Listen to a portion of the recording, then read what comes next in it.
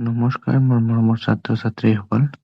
আজি আমি পঢ়িম অসম জাতীয় বিদ্যালয়ৰ ক্লাছ 5-ৰ ইংলিছৰ লেচন নম্বৰ 14 স্বামীজ গ্ৰেণ্ডমাদাৰ, স্বামীৰ আইতাক।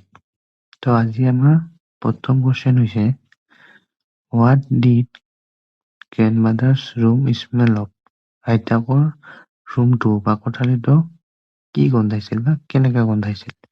তো এনচাৰ হ'ল আমাৰ grandmother's room smelled of cardamoms, cloves and arecanut. আইতাকৰ কোঠালিটো ইলাইচি, লং আৰু তামোলৰ নিচিনা গোন্ধাইছিল। B number, who was Rajam? Rajam কোন আছিল? Rajam was a friend of Swaminathan in school. Rajam আছিল স্বামীনাথন অথবা স্বামীৰ স্কুলৰ বন্ধু।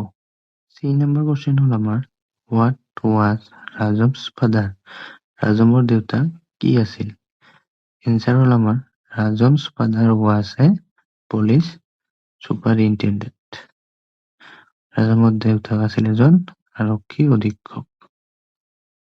3 নম্বৰ কোৱেশ্চন হ'ল আমাৰ what were Rajam and his father doing when the tiger attacked them? Rajam আৰু তেওঁৰ দেউতাকে কি কৰি আছিল যেতিয়া বাঘটোৱে তেওঁলোকক আক্ৰমণ কৰিছিল? Answer Rajam and his father were camping in the forest when the tiger attacked them. Rajam আৰু তেওঁৰ দেউতাকে অৰণ্যত কি শিবিৰ পাতি আছিল যেতিয়া বাঘটোৱে তেওঁলোকক আক্ৰমণ কৰিছিল? How did Rajam kill the tiger? ৰাজমে বাঘটোক কেনেকৈ হত্যা কৰিছিল? Answer Rajam kill the tiger with a gun. ৰাজমে বাঘটোক এডাল বন্দুকেৰে মাৰি হত্যা কৰিছিল। 2 নম্বৰত কৈছে আমাক তলত দিয়া বাক্যবোৰ সঁচা নে মিছা লিখিব লাগে। তো 1 নম্বৰ হ'ল আমাৰ স্বামী love the time that he spent with his grandmother. স্বামীয়ে তেওঁৰ আইতাকৰ সৈতে কটোৱা সময়খিনি ভাল পাইছিল। আমাৰ এনচাৰ হ'ব সঁচা বা ট্ৰু। বি নম্বৰ স্বামী told his grandmother various story about his friends. স্বামী তেওঁৰ আইতাকক তেওঁৰ বন্ধুবৰ্গৰ বিষয়ে বিভিন্ন কাহিনী শুনাইছিল বা কৈছিল। তো এইটো আমাৰ সঁচা হ'ব true. Rajam's father was a doctor.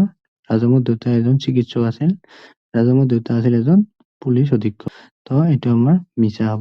D number Swami's grandfather চামটাইম gut 300 marks for his answer in examination. স্বামীৰ ককা দেউতাকে কেতিয়াবা পৰীক্ষাত তেওঁৰ উত্তৰৰ বাবে 300 নম্বৰ পাইছিল।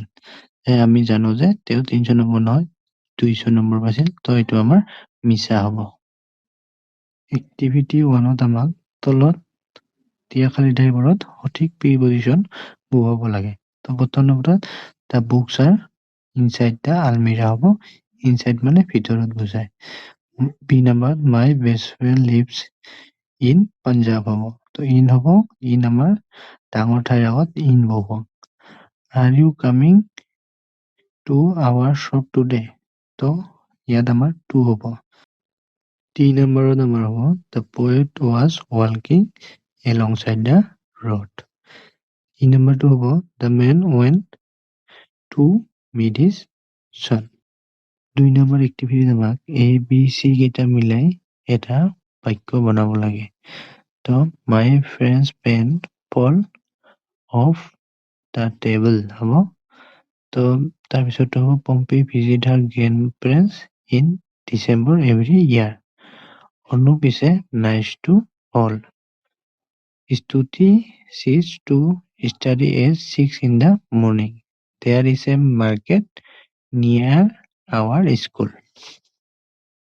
এক্টিভিটি 3 আমাক ছবিখন চাই তলত দিয়া খালী ঠাইবোৰত সঠিক প্ৰিপজিশ্যন বহুৱাব লাগে।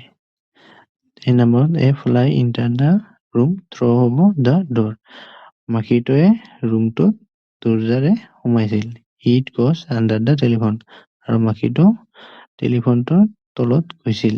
It flies around the telephone. আৰু মাখিটোৱে টেলিফোনটোৰ চাৰিওফালে উৰিছিল। ইট গছ ইনটু দ্য ড্ৰৱাৰ। আৰু মাখিটোৱে ড্ৰৱাৰটোৰ ভিতৰত সোমাইছিল। ইট গছ আউট দ্য উইণ্ড। আৰু খিৰিকীৰে ই বাহিৰলৈ গৈছিল।